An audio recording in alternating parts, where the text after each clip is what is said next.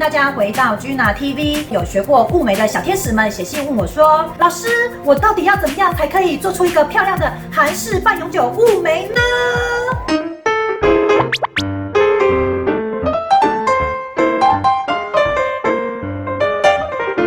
我们做雾眉呢，其实讲究的是要自然好看，而且呢要做出一点渐层的感觉。那这个过程当中，往往有非常多的同学呢，在这个边框的地方呢下针太深，或者是眉头的地方呢做得太重，而导致呢它整片的眉毛颜色是比较接近一致的色系，所以呢就没有渐层的感觉。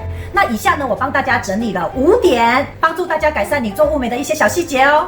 第一个要做到眉形的边框是有形无框。如果我们可以做出一个浅浅的边框呢，那就是雾眉的最高境界了。那我通常在做边框的时候呢，我会采用2种方式。一种方式呢是机器的定边框，另外一种方式呢是手工定边框。有蛮多同学呢，如果呢他是选择用机器定边框的话呢，可能机器停留在原处的地方，可能停留太久，导致边框太重，或者是呢机器的转速呢，你如果调得比较高的话呢，虽然你停留的秒数很短，但是其实它就是一直在出针。那所以它边框也会很重，这是非常多小天使会忽略的哦。不只要注意你的机器停留秒数不可以太多，那甚至你的机器转速也不可以调太高哦。如果是使用手工定边框呢，我们可以选择比较瘦的细的针，例如说3元针或者是5元针。那尽量不要使用比较多针式的，像排针或者是斜排针。我们在用排针、斜排针这一类的呢，做的地方会重叠，那这样边框有些地方就变成会有色块。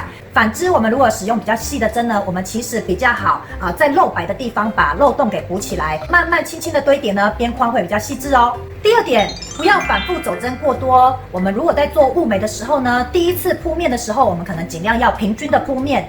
第2轮呢，我们在做补漏洞的时候呢，尽量不要错过之前所错过的地方，因为如果你重复下针的话，那个地方呢就会颜色过重，那你就会很容易做出有色块的眉毛。我们比较建议呢，就是你先第1轮铺面完之后呢，第2轮走空洞的地方，等到颜色都显现出来之后，眉脊的地方呢再加强一些重的颜色呢，这样子比较容易做出渐层感哦。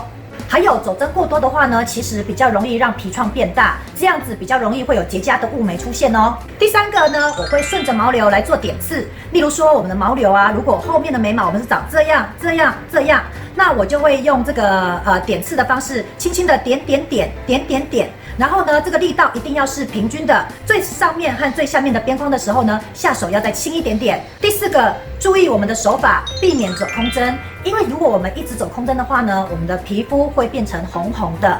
那我们第2次再沾取色料，要在上色的时候呢，它变成会更不容易上色，因为皮肤已经受伤了。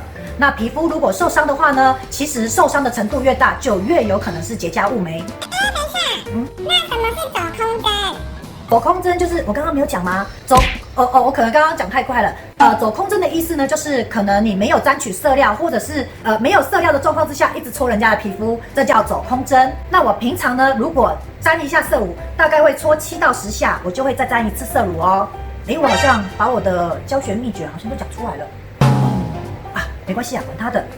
第5个也是最重要的一点呢，就是我们下针一定要是垂直的。同学们呢，他们下针都不是垂直的，那它可能是倾斜的。那如果你想要知道呢，你可以看我上面这部影片，因为这部影片就有讲非常多同学的错误手法，所以这个可以先看一下。那我们记得切记入针一定要是垂直的，垂直90度垂直 ，OK， 垂直。以上呢是我整理同学5点最容易犯的错，就算你知道，你可能也做不到，所以你可能要找一个老师盯着你。